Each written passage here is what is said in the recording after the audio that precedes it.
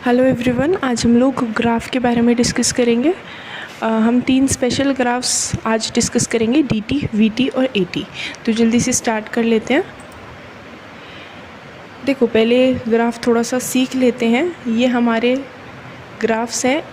dt के हम 4 cases discuss करेंगे, vt के भी 4 केसेस और at के भी 4 केसेस। मतलब हमें टोटल ये 12 ग्राफ तो बहुत अच्छे से लर्न होने चाहिए। ये 12 ग्राफ्स हैं। 3 तो dt वाले ग्राफ हैं,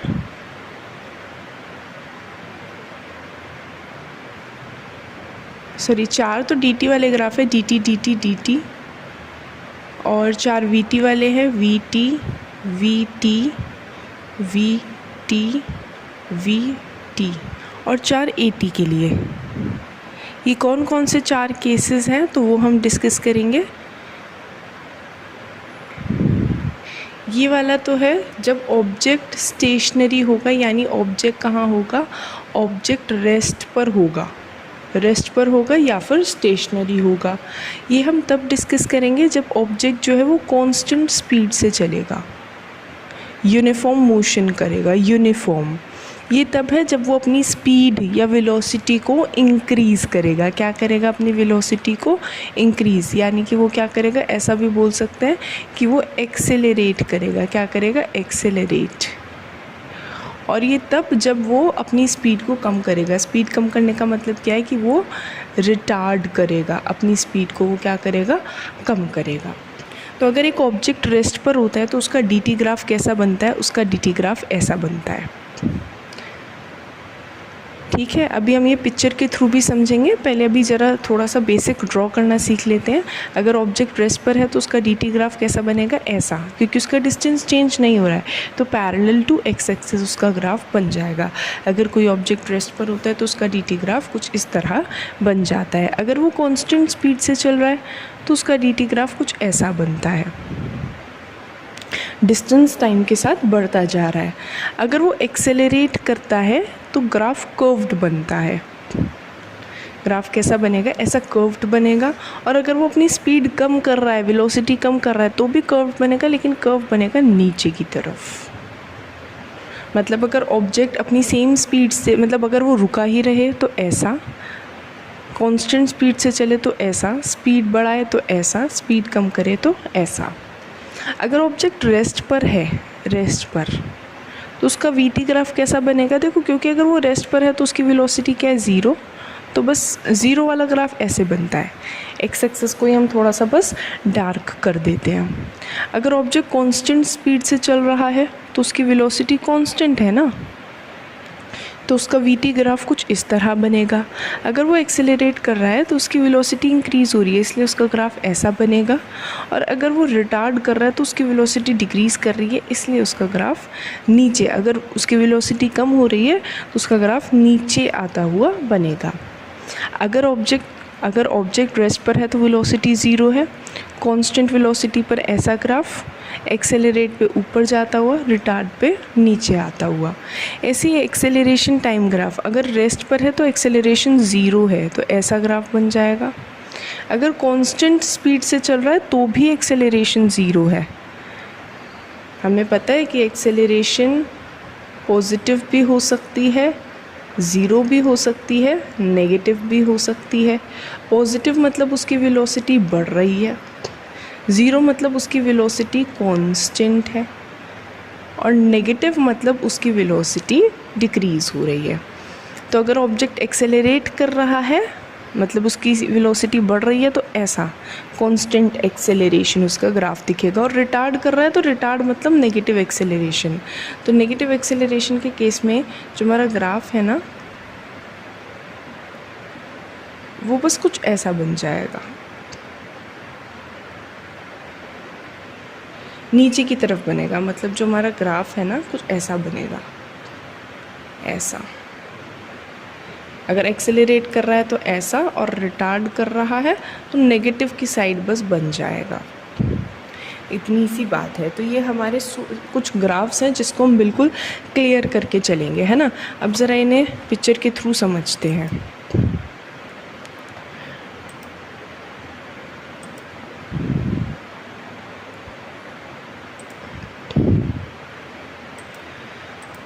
देखो ग्राफ कुछ हमारा ऐसा होता है जिसमें दो एक्सेस होती हैं, एक्स एक्सिस और वाई एक्सिस। जो एक्स एक्सिस और वाई एक्सिस होती हैं, दो हमारे पास वेरिएबल होते हैं, एक डिपेंडेंट और इंडिपेंडेंट। डिपेंडेंट वेरिएबल और इंडिपेंडेंट वेरिएबल में से हम लोग जो टाइम वाला वेरिएबल है यानी इंडिपेंडेंट वेरिएबल है, इंडिपेंडेंट वेरिएबल मतलब जो कॉन्स्टेंटली बढ़ता ही जाएगा, टाइम तो बढ़ता ही जाएगा धीरे धीरे, डिस्टेंस चाहे बढ़े चाहे ना बढ़े, चाहे कम होए, बाकी चीज़ें क्या है टाइम पर डिपेंडेंट है, लेकिन टाइम क्या अपना कॉन्स्टेंटली बढ़ता जाएगा, इसलिए टाइम को हम हमेशा इस एक्स एक्सिस पर लेंगे। ये जो टाइम है हम हमेशा इसे एक्स एक्सिस पर यूज़ करेंगे। और जो हमारा दूसरा वेरिएबल है, चाहे वो डिस्टेंस हो, वेलोसिटी हो, टाइम मतलब स्पीड हो, कुछ भी हो, उसको हम फिर वाई एक्सिस पर लेंगे। मतलब बस हमें ये याद रखना है कि कोई भी ग्राफ हो dt, vt या फिर at, टाइम हमेशा हमारा कहाँ रहता है, एक्स एक्सिस पर रहता है। अब जैसे ये यूनिफॉर्म मोशन है, यूनिफॉर्म मोशन का मतलब हम समझते हैं ना कि सेम स्पीड से ही वो आगे बढ़ता जा रहा है, तो उसका देखना dt ग्राफ कैसा बन रहा है। ये हमें कुछ वैल्यूज़ दे रखी हैं, हमने इस ग्राफ को जब प्लॉट करा तो हमने ये नोटिस करा प्लॉट करने के बाद कि जो ग्राफ है वो स्ट्रेट लाइन बन रहा है। हमें याद भी है कि अगर यूनिफॉर्म मोशन करता है, कांस्टेंट स्पीड से चलता है, देखो अगर रेस्ट पे था तो ऐसा था, कांस्टेंट स्पीड से चल रहा था तो उसका ग्राफ ऐसा था।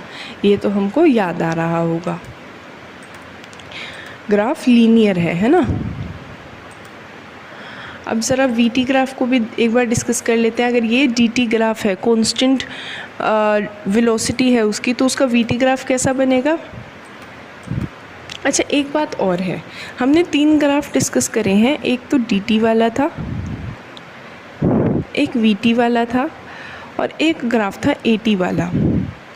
इसमें जो डीटी ग्राफ है ना, इसमें क्या मांगते हैं, 2 चीज़ें कई बार मांग लेते हैं, एक तो स्लोप और दूसरा एरिया।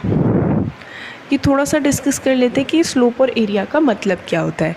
किसी भी ग्राफ के स्लोप का मतलब होता है कि उन दोनों फैक्टर्स को एक बार डिवाइड करके देख लो। जैसे अगर dt ग्राफ है तो dt ग्राफ का स्लोप क्या देगा, डिस्टेंस अपॉन टाइम देगा, और डिस्टेंस अपॉन टाइम क्या होता है, वेलोसिटी।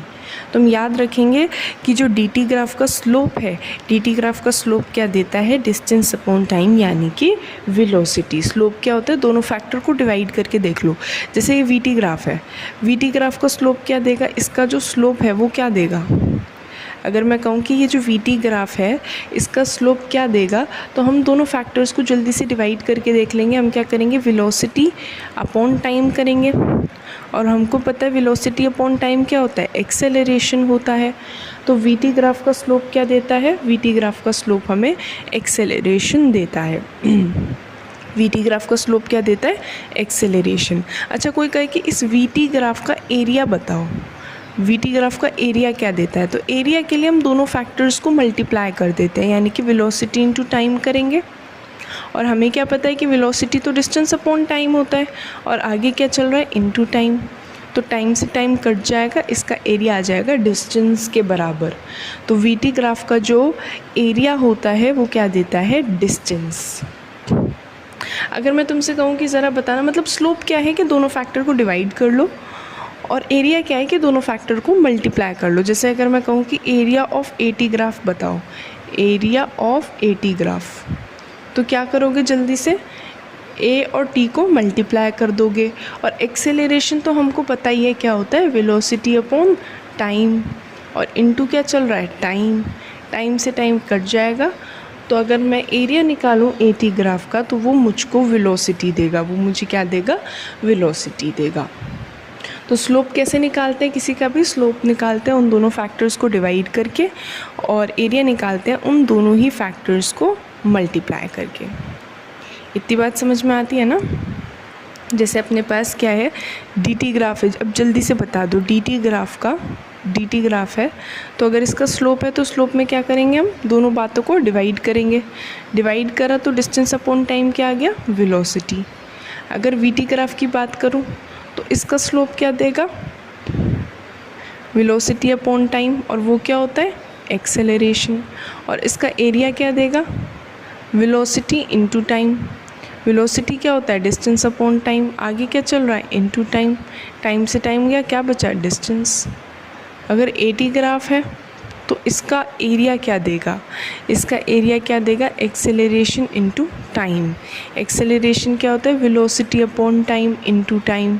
टाइम से टाइम गया, क्या बचेगा, वेलोसिटी। तो ऐसा रहता है।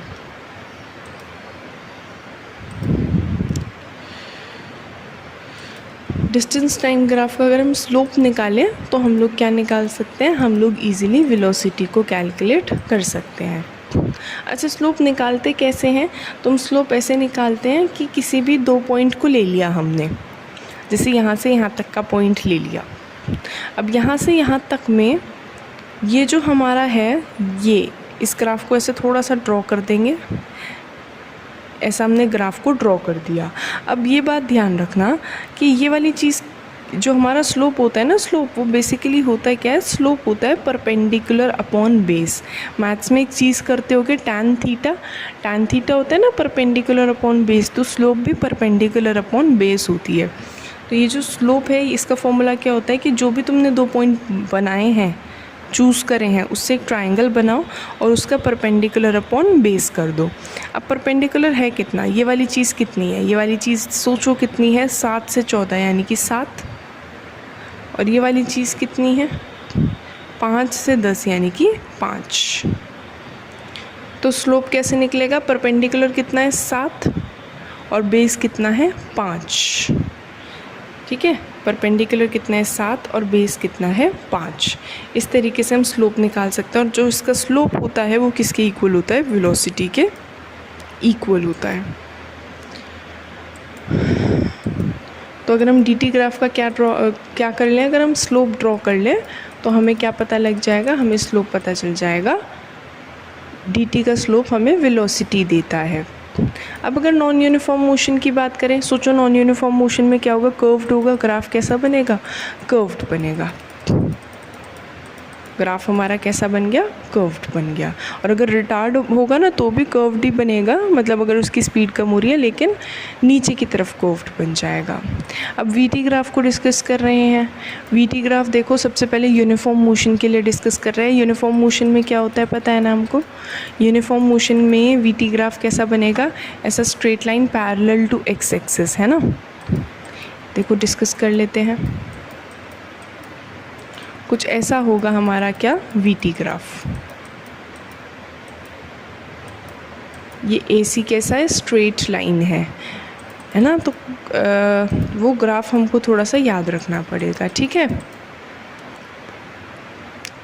अब ये जो वीटी ग्राफ है इसका स्लोप क्या देता है, इसका स्लोप याद रखना एक्सेलरेशन देता है। और इसका एरिया क्या देता है, इसका एरिया डिस्टेंस देता है। जैसे अगर मैं इस रेक्टेंगल का एरिया निकाल दूँ, एरिया कैसे निकालूंगी, लेंथ इनटू ब्रेथ करके।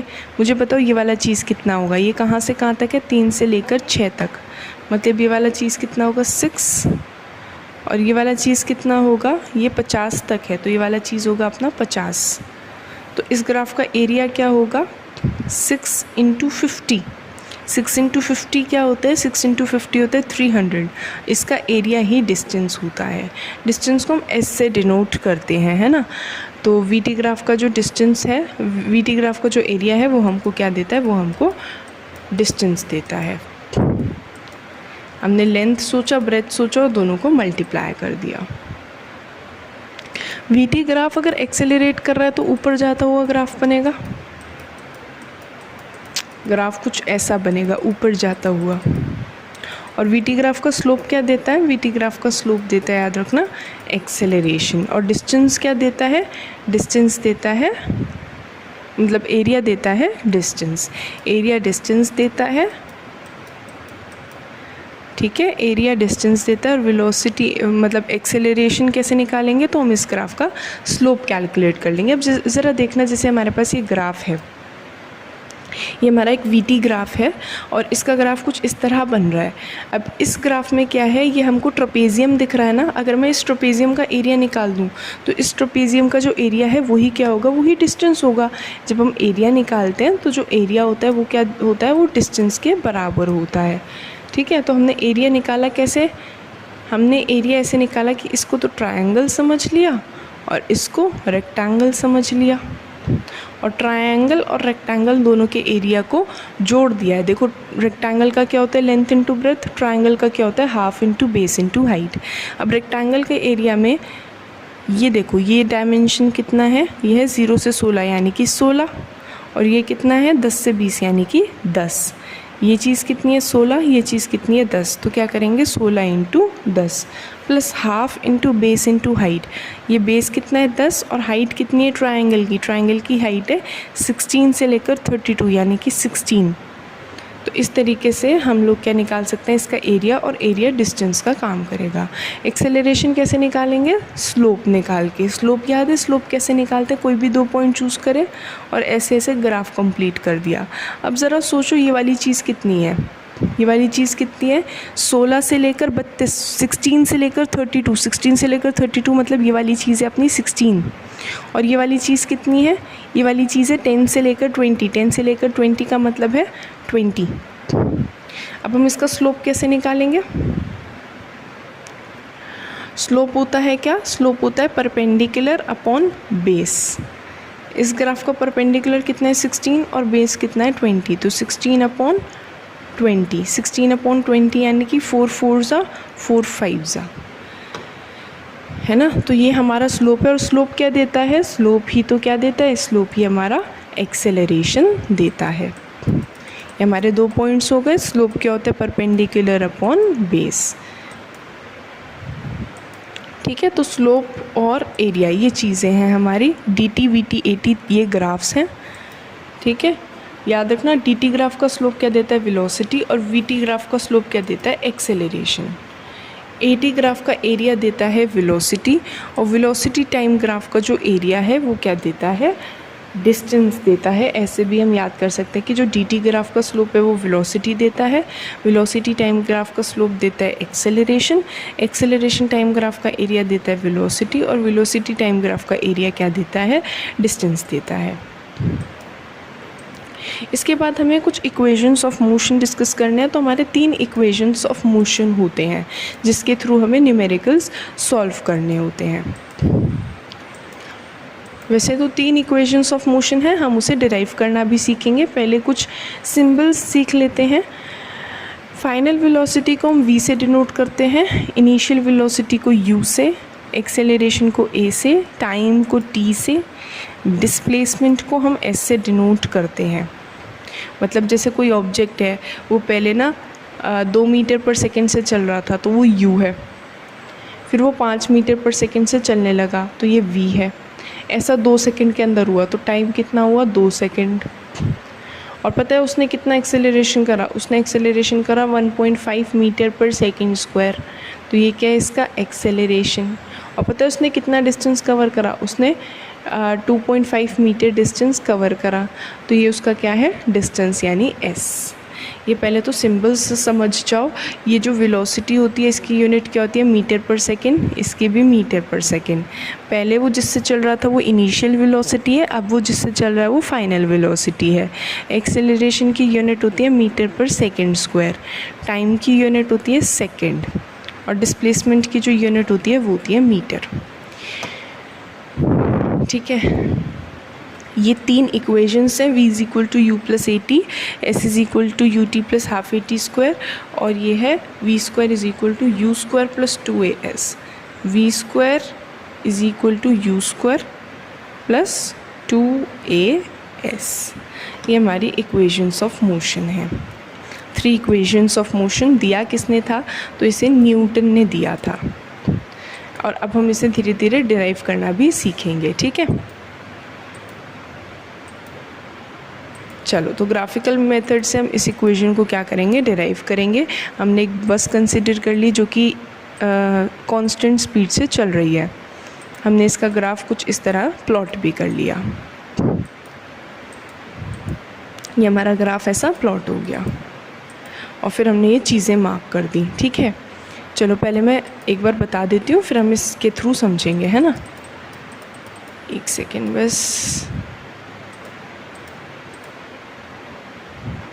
ये देखो जैसे ये एक ऑब्जेक्ट है, ये क्या है, ये ऑब्जेक्ट क्या है ऐसे चल रहा है, ये शुरू में इसकी वेलोसिटी थी u और अब इसकी फाइनल वेलोसिटी है v, तो इसका ग्राफ कुछ इस तरह बना है। अगर ऑब्जेक्ट रेस्ट से शुरू होता तो उसका ग्राफ ऐसा बनता, लेकिन रेस्ट से नहीं, पहले भी ऑब्जेक्ट किसी स्पीड से चल रहा था तो उसका ग्राफ कुछ ऐसा बना है। अब हम इस ग्राफ को थोड़ा सा कंप्लीट कर लेते हैं पहले। तो इस तरीके से हम पहले इस ग्राफ को कंप्लीट कर लेंगे। मुझे एक बात बताओ, अगर ये पूरी चीज़ v है तो ये वाली पूरी चीज़ भी क्या होगी, v। यहाँ से लेकर यहाँ तक क्या चीज़ है, v है, जिसमें ये वाला हिस्सा क्या है, ये वाला हिस्सा अपना u है।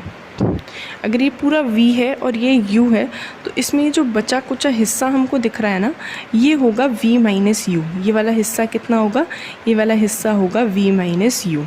अच्छा, हम इसे टाइम के अगेंस्ट बना रहे हैं। अगर ये t है तो ये वाली चीज़ भी क्या होगी, ये वाली चीज़ भी टाइम होगी। पहले तो हमने ग्राफ ड्रॉ कर लिया और चीज़ों को अपने हिसाब से मार्क कर दिया है। अब मुझे ज़रा ये बताओ कि क्या हमको याद है कि ये वेलोसिटी टाइम ग्राफ है और इसका स्लोप क्या देता है, इसका स्लोप देता है एक्सेलरेशन। इसका स्लोप क्या देता है, एक्सेलरेशन। और स्लोप हम निकालते कैसे, परपेंडिकुलर अपॉन बेस। परपेंडिकुलर कितना है, v माइनस यू, और बेस कितना है, t। कैसे निकालते हैं, परपेंडिकुलर यानी कि v माइनस यू और अपॉन बेस, बेस कितना है, t। अब हम क्या करेंगे, इसको इधर ले जाएंगे तो ये आएगा a t is equal to v minus u. और अब हम माइनस यू को उधर लेकर आएंगे तो हमारा v आ जाएगा u प्लस ए टी। इसको हम कहते हैं first equation of motion, v is equal to u plus a t. समझ गए कैसे डिराइव करा है। हम कहेंगे कि भैया इसका स्लोप तो एक्सेलरेशन देता है और स्लोप क्या होता है, परपेंडिकुलर अपॉन बेस। परपेंडिकुलर कितना है, v माइनस यू, बेस कितना है, t। दोनों को डिवाइड करा तो हमारे एक्सेलरेशन की वैल्यू निकल गई। अच्छा, अब मुझे बताओ वेलोसिटी टाइम ग्राफ का एरिया क्या देता है। इसका एरिया देता है डिस्प्लेसमेंट यानी s। अब एरिया निकालोगे कैसे, इस फिगर में क्या दिख रहा है, एक तो हमको क्या दिख रहा है, रेक्टेंगल, और एक दिख रहा है ट्रायंगल। तो एरिया क्या होगा, रेक्टेंगल का एरिया प्लस ट्रायंगल का एरिया। रेक्टेंगल का एरिया तो हमको पता है क्या होता है, लेंथ इनटू ब्रेथ, और ट्रायंगल का एरिया क्या होता है, half into base into height. अब हम क्या करेंगे, हम लोग ना ये देखेंगे कि length into breadth, length into breadth का मतलब क्या होता है, लेंथ इनटू ब्रेथ का मतलब होता है टी इनटू यू। क्या आएगा ये, u into T plus half. मुझे बताओ इसका बेस कितना है, t, और इसकी हाइट कितनी है, इसकी हाइट है v माइनस यू। इसकी हाइट कितनी है, v माइनस यू। ये जो ट्रायंगल है ना, इसका बेस t है और इसकी हाइट है v माइनस यू। तो अब ये ज़रा देखना, ये क्या आएगा, you t plus half, T तो एज इट इज़ लिख लो, और v माइनस यू की जगह हम क्या लिख सकते हैं, v माइनस यू की जगह हम लिख सकते हैं ए टी। तो जो हमारे s का फॉर्मूला आ जाएगा, तो s का फॉर्मूला आएगा you t plus half a t square. ये हमारे s का फॉर्मूला आ जाएगा। समझ गए कैसे आया है, हमने क्या कहा, s क्या होता है, एरिया। एरिया किस किस का, रेक्टेंगल का प्लस ट्रायंगल का। रेक्टेंगल का क्या होता है, लेंथ इनटू ब्रेथ। ट्रायंगल का होता है half into base into height. Rectangle का कैसे निकाला, यू टी प्लस इसमें क्या करा, हाफ, इसका जो बेस था वो t था और हाइट कितनी थी, v माइनस यू। लेकिन v माइनस यू की जगह हम क्या लिख सकते हैं, v माइनस यू की जगह हम लिख सकते हैं ए टी। तो v माइनस यू की जगह ए टी लिख दिया, तो इससे हमारा इक्वेशन आ गया s is equal to u t plus half a t square. ये हमारी सेकेंड इक्वेशन ऑफ मोशन है। ये कौन सी है, सेकेंड इक्वेशन। अब हमें थर्ड इक्वेशन और डिराइव करनी है। थर्ड इक्वेशन में हम क्या कहेंगे कि पता है s क्या होता है, इसके अंडर का एरिया होता है। लेकिन इस बार हम एरिया कैसे निकालेंगे, इस बार हम एरिया मानेंगे कि ये पूरा फिगर क्या है, ट्रपेजियम है। ट्रपेजियम जानते होंगे, इस पूरी फिगर को साथ में हम ट्रपेजियम कहते हैं। अब ट्रपेजियम का एरिया का फॉर्मूला किसी को पता है क्या, ट्रपेजियम के एरिया का फॉर्मूला होता है half into sum of parallel side into height. Half into sum of parallel side और इंटू क्या होता है, इंटू होता है हाइट। ये ट्रेपेजियम के एरिया का फॉर्मूला होता है। ये क्या होता है? ट्रेपेजियम के एरिया का फॉर्मूला। तो ये क्या आ जाएगा? हाफ, बताना ज़रा, सम ऑफ पैरेलल साइड, एक पैरेलल साइड तो ये है और दूसरी पैरेलल साइड ये है, इनका सम क्या होगा? ये वाली पैरेलल साइड कितनी है? u, और ये वाली पैरेलल साइड पूरी की पूरी कितनी है? v। हम क्या करेंगे? हाफ u प्लस v, और इनटू इनके बीच की हाइट कितनी है? इनके बीच की हाइट है t। यानी जो हमारा s चल रहा है वो कितना आ गया है? वो आ गया है हाफ, ब्रैकेट में u प्लस वी को v प्लस यू भी लिख ही सकते हैं, v plus u into T. अब हम लोग जो करने वाले हैं ना वो हम ये करेंगे कि हम इस टाइम को इधर ले जाएंगे और ए को इधर ले जाएंगे। मेरे को टी का कोई एक्सप्रेशन चाहिए, तो मैं वो फर्स्ट इक्वेशन से निकालूंगी कि टी की वैल्यू क्या होती है। टी की वैल्यू होती है v माइनस यू अपॉन ए। ऐसा भी लिख सकते हैं ना फर्स्ट इक्वेशन से कि टी क्या होता है? v माइनस यू अपॉन ए। इस इक्वेशन को बस यहाँ पर डाल देना है। इस टी की जगह हम क्या डालेंगे? इस टी की जगह हम डालेंगे, देखो ये हाफ चल रहा है, v प्लस यू चल रहा है, और t की जगह हम क्या डालेंगे? v माइनस यू अपॉन ए। बस हो गया। इसमें हम क्या करेंगे? इस 2 और a को s के पास ले जाएंगे, तो हमारा क्या बनेगा? 2as is equal to v plus u into v minus u क्या होता है? v का स्क्वायर माइनस u का square. v plus u into v minus u याद होगा, a plus b into a minus b, a plus b into a minus b क्या होता है? A square minus b square, यानी v square minus u square. आसान है, धीरे धीरे आ जाएगा। सबसे पहले हमने कहा कि इस ग्राफ का स्लोप क्या देता है? ये डेरिवेशन है, और ये जब आता है ना तो ज़्यादा मार्क्स का ही आता है, कभी कभी 5 मार्क्स का भी आ सकता है। तो इसका स्लोप हम कैसे निकालेंगे? इसका स्लोप क्या देता है? वी टी ग्राफ का स्लोप एक्सेलरेशन देता है। स्लोप क्या होता है? Perpendicular upon base. परपेंडिकुलर कितना है? v माइनस यू, बेस कितना है? t। इससे फर्स्ट इक्वेशन आ गई। और बाकी 2 इक्वेशन आई है कि एरिया क्या देता है? एरिया देता है s यानी डिस्टेंस। एक बार तो एरिया हमने ऐसे निकाला कि रेक्टेंगल प्लस ट्रायंगल, और एक बार एरिया कैसे निकाला? पूरा इसे ट्रेपेजियम कंसीडर करके। एक बार ज़रा फिगर के थ्रू समझ लेते हैं। ये हमारा ग्राफ है, वी टी ग्राफ। हमने ऐसे ग्राफ प्लॉट करा है, ठीक है। ये देखो, ये चीज़ u है और ये वाली चीज़ कितनी है? v minus you. वही चीज़ बता रहे हैं। ये जो ये वाली चीज़ है ना, ये है v माइनस यू। सबसे पहले हम एक्सेलरेशन निकालेंगे। ए क्या होता है? ए वही स्लोप कैसे निकालते थे? परपेंडिकुलर अपॉन बेस करके, ठीक है। तो इससे हमारी फर्स्ट इक्वेशन आ जाती थी v is equal to u plus a t. Second equation में हम क्या कहेंगे कि जो डिस्टेंस है s वो इसके एरिया के बराबर है ना। एरिया कैसे निकालेंगे? Triangle plus rectangle. अब ज़रा देखना, रेक्टेंगल का एरिया लेंथ इंटू ब्रेथ। देखो रेक्टेंगल का लेंथ कितना है u, ब्रेथ कितना है t।